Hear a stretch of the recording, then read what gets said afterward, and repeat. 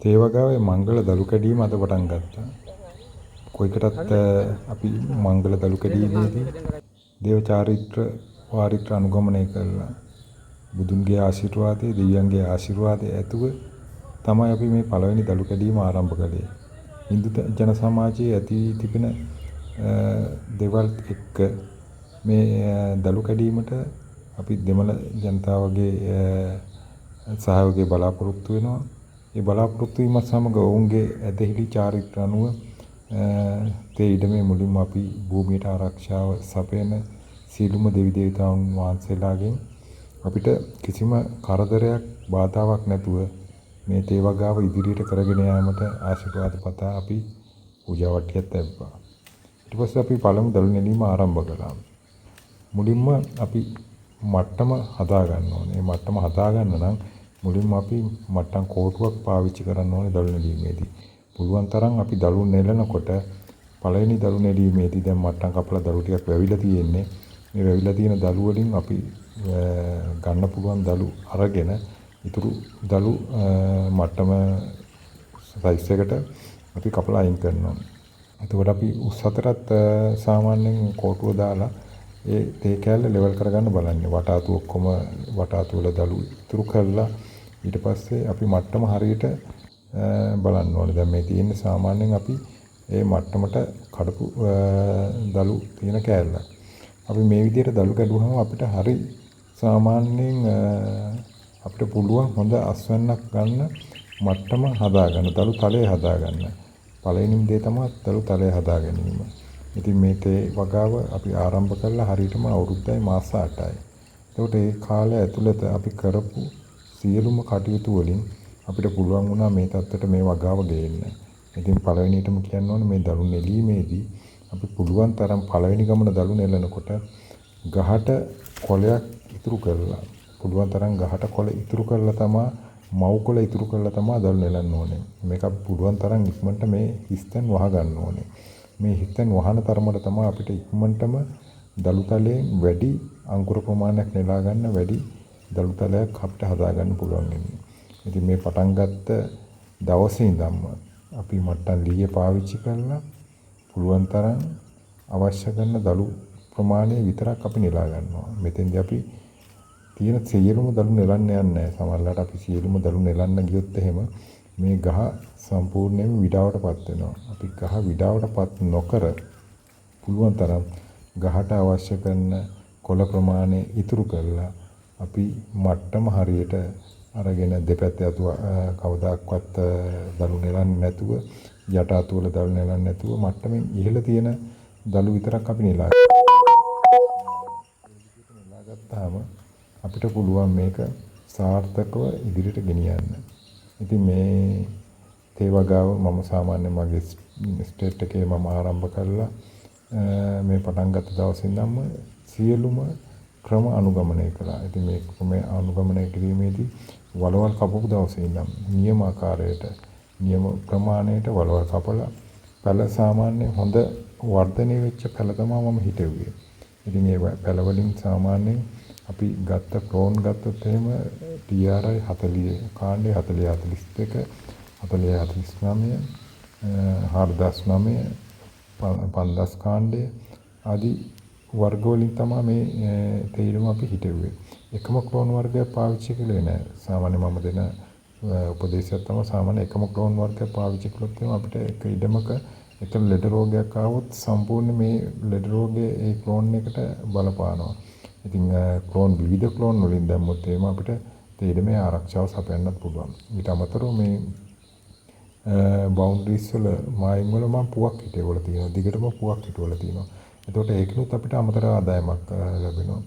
ඒ වගේම තමයි අපි සෙවණක ශරීරයටම පාවිච්චි කිරීමේදී උස්සෙවණ නැතුව උස්සෙවණ කියන්නේ අපි ග්ලිසීඩියා ඒවා ගොඩක් පාවිච්චි කරන්නේ නැතුව යට සෙවණ අපි පාවිච්චි කළා සාමාන්‍යයෙන් අඩි 10 12 වගේ සෙවණ හොඳට පාවිච්චි කරලා තියෙනවා.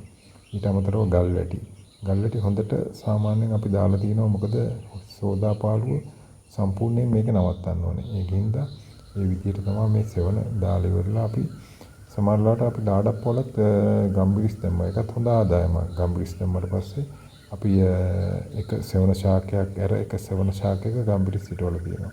ඒකෙනුත් අපිට බලාපොරොත්තු වෙන්න පුළුවන් ඉදිරියට හොඳ ආදායම් මාර්ගයක්. ඉතින් අපි වගාවක් කරනකොට එකම භෝගයක් විතරක් නෙමෙයි. අපි හිටවන භූමියේ සියලුම බින් අඟලකින් එන ආදායම අපි බලන්න ඕනේ. ඊට අමතරව මම මේ ස්ථාපිත කරලා තියෙන වතුර ටැංකිය. මම මේ ලොකු වතුර ටැංකියක් මේක ස්ථාපිත කළා. මේකෙන් අපිට පැයවිලි කාලෙදී අවශ්‍ය ප්‍රමාණයට බිඳු ජල සම්පාදනය ක්‍රමයෙන් මම හැම තැනටම මේකෙන් වතුර ලයින් ඇදලා තියෙනවා. එතකොට මේ ස්ප්‍රින්ක්ලර්ස් වලින් අපිට වතුර සපයන්න පුළුවන් පායන කාලෙදී. එතකොට ඒකත් හොඳ වගාවට රුකුලක් වෙනවා. ඉතින් ගල් වැටි හිම සාමාන්‍යයෙන් උඩ සමහරලාට සිමෙන්ති දාලා ඒක හොඳ ශවිමක්ත හදලා තියෙනවා. එතකොට සාමාන්‍යයෙන් ගල් වැටියක් කවදාකවත් කඩාගෙන යන්නේ නැහැ. ඉතින් ඒ වගේ ක්‍රම අනුගමනය කරනකොට අපිට අපේ වගාව සාර්ථක කරගන්න පුළුවන් වෙනවා. අපිට තේ වගාවේදී ගොඩාක් අවශ්‍ය වෙන්නේ නියමාකාරයෙන් තේ වගාව කරන්න. ඒතකොට තේ වගාව හැමතිස්සෙම කියනවා මූලික වියදම අපි හරියට කරගත්තොත් මේක සාමාන්‍යයෙන් අපිට අවුරුදු 15ක් 20ක් 25ක් විතර කිසි කරදරයක් නැතුව යන්න පුළුවන්. ඉතින් ඒකෙන්ද පළවෙනි කාලේදී නම් අපි නියම ක්‍රමයට නියම දේවල් අනුගමනය කරලා කරන්න ඕනේ. සමහර කට්ටිය කියනවා මේක වියදම් වැඩි අරවම් ඒ වගේ වියදම් වැඩි වෙන්න පුළුවන්. මූලික වියදම් වැඩි වෙන්න පුළුවන්. හැබැයි හරි දේ හරි විදිහට කළොත් එහෙම අපිට ඉදිරියට එන ප්‍රශ්න වලින් ගොඩාක් අවම කරගන්න පුළුවන්. ඒ වගේම තමයි ශේෂ්ත්‍රය හරියට පිරිසිදුව තබා ගන්න එක.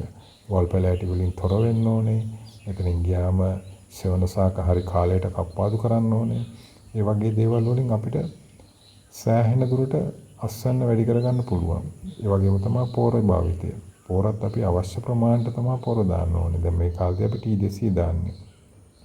මේ සාමාන්‍යයෙන් අපිට දළු නෙලන්න තියෙන කෑල්ලක්. එතකොට මේකේ සාමාන්‍යයෙන් හොඳටම දළු ඇවිල්ලා තියෙන්නේ. එතකොට මේකේ දළු නෙලාගෙන අපි ඒකේ මට්ටම අරගෙන යනවා. සාමාන්‍යයෙන් එකපාර දැන් ලොකු වත්තක් ගත්තොත් එහෙම සාමාන්‍ය අක්කර 10ක 15ක ෆීල්ඩ් එකක් වගේ නම් එකපාරම ඔක්කොම දේවල් කරන්න බෑ. සාමාන්‍ය සමහර පැතිවල වැවෙනවා. සමහර පැත්තේ මට්ටම් කපනවා.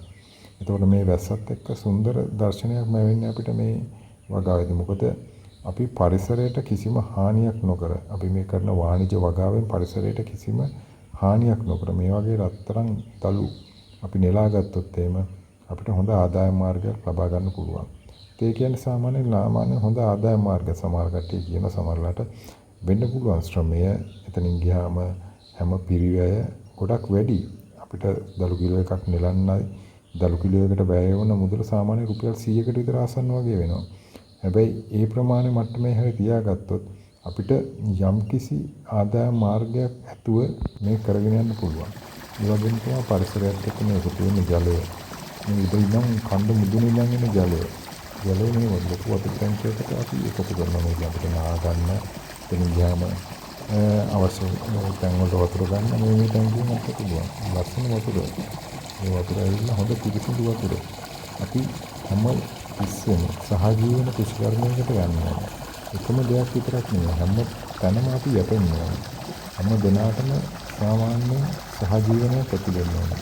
මේ වතුර වලින් අපිට සාමාන්‍ය හොඳ ප්‍රතිඵල ගන්න පුළුවන්. ඉතින් මේකෙන්ද මම ඔයගොල්ලන්ට කියන්නේ ඕනම වගාවක් කරනකොට හැම තිස්සෙම භූමිය සාර්ථකව පාවිච්චි කරන්න.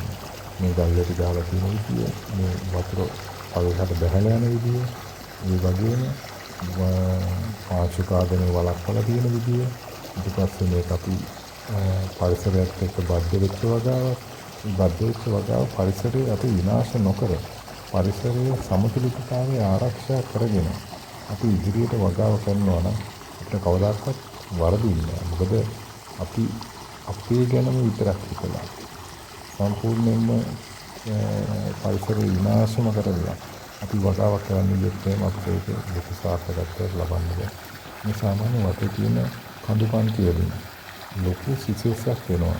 සමහර වෙලාවට අපිට ඒකෙන් ලොකු ආරක්ෂාවක් වෙනවා. ඒ කියන්නේ කඳු පන්ති වලින් ලැබෙන සුන්දර දර්ශනයක් එක්ක ලස්සන තේ වගාවක් අපි කරගෙන යනකොට ඉතින් අපිට ඇත්තටම ඒක දකිනකොට හිතට හරි සැහැල්ලුවක් සැනසීමක් වෙනවා. මේක ඇවිල්ලා භාවනාවක් වගේ. තව වගාවක් කියන්නේ අපි දකින්න ඕනේ ලස්සන භාවනාවක් වගේ. එතකොට ඒකට අපි ඇතුල් වුණාට පස්සේ අපිට සුන්දර වටපිටාවක් මේක නැවෙන්න ඕන. නැත්නම් අපි අපේ ඉඩමට අපේ තේඉඩමට එනකොට අපිට ඇත්තටම මේකේ තියෙන සුන්දරත්වය දැක්කම අපිට මේක ඉන්න ආසයි. මේක පිට පැහැදිලි වෙනවා. පිට නිවෙනවා. ඉතින් මෙතන වැඩ කරන සේවකයන්ටත් ඒ වගේ තමයි. ඒගොල්ලන්ගේ හරි නිදහස් ඒගොල්ලන්ගේ රාජකාරී කටයුතු කරගෙන යන්න පුළුවන් වෙන විදිහට අපි ඒ වගාව කරගෙන යන්න ඕනේ. ඉතින් තව කියන්න ඕන කාරණාවක් තියෙනවා. මේ වගාවත් එක්ක බද්ධ වෙච්ච කෘෂිකර්මය අපි පුළුවන් තරම් රස විඳින්න ඕනේ. අපි ඒ හිතවනකොට පුළුවන් තරම් ඒ නිර්දේශිත ක්‍රමවලට අපි ඒ වගා කරන්න ඕනේ.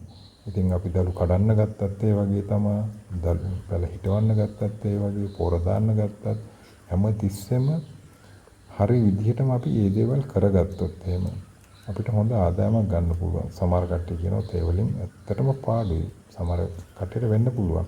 හැබැයි සමහර කට්ටිය කියනවා සාමාන්‍යයෙන් වගාව කරලා වැඩක් නැහැ. හැබැයි බැරි දේ බැහැයි කියලා නිකන් ඉන්නවට වැඩිය ඒක උත්සාහයක් දරලා ඒකේ යම්කිසි ප්‍රතිඵලයක් ගන්න පුළුවන් නම් ඒක මම දකින්නේ හොඳ සාර්ථකම එකක්. අතාරින්න එපා. කිසිම දෙයක් අතාරිලා නවත්තන්න එපා. පාඩු වෙන්න පුළුවන්. හැබැයි යම්කිසි දවසක යම්කිසි මට්ටමකට අපිට මේක ලාභ ගන්න පුළුවන්. ඉතින් මේ අපි අපේ වගාව, තේ වගාව කියන්නේ ලංකාවේ තේ වලට තියෙන ඉල්ලුම ලෝකේ කොහෙවත් අනිත් තේ වලට නෑ. ඉතින් මේ ඉල්ලුමත් එක්ක මේ ලංකාවට මේ ගේන්නේ ඩොලර්. පුළුවන් තරම් විදේශ විනිමය අපි මේ ලංකාවට ගේන්නේ. මේවා එන්න අපි අතහැරියොත් එහෙනම් අපිට වෙන්නේ අපේ මතු පරම්පරාවත් මේවා කවදාකවත් ඉදිරියට ගෙනියන්නේ නැහැ. ඒක නිසා අපි පුළුවන් තරම් මේක සාර්ථකව ඉදිරියට කරගෙන ගිහිල්ලා ඉදිරි පරම්පරාවටත් අපේ සිලෝන් ටී නාමයේ ඉස්සරහට ගෙනියන්න පුළුවන් අවස්ථාව අපි සලසලා දෙන එක තමයි අපේ යුතුකම. අපි රටට බර නැති, රටට ණය නැති මිනිස්සෙක් විදියට පුළුවන් තරම් අපි එක ගහක් හරි තෝලා මේ ලංකාවට එක තේ කිලෝ එකක් හරි නිෂ්පාදනය කරලා දෙනවා නම් ඒක තමයි ඇත්තටම මම දකින සාර්ථකත්වය. ඉතින් මේ පැලයක් හිතවල අපි මේකෙන් ලබන සාර්ථකත්වයත් එක්ක අපිට ඇත්තට මානසික මාර්ගයක් ලැබෙනවා. ඉතින් ඔයගලන්ටත් මම කියන්නේ වගාව අත්හරින්න එපා. වගාව කරන්න. හොඳ ක්ලෝන් ගන්න, හොඳ ක්ලෝන් වලින් හිටවන්න. ඒ නියමිත යාමාර්ග වලට අනුගමනය කරලා ලස්සන තේ වගාවක් බලමු. බොහොම ස්තුතියි මගේ වීඩියෝ නැරඹුවට.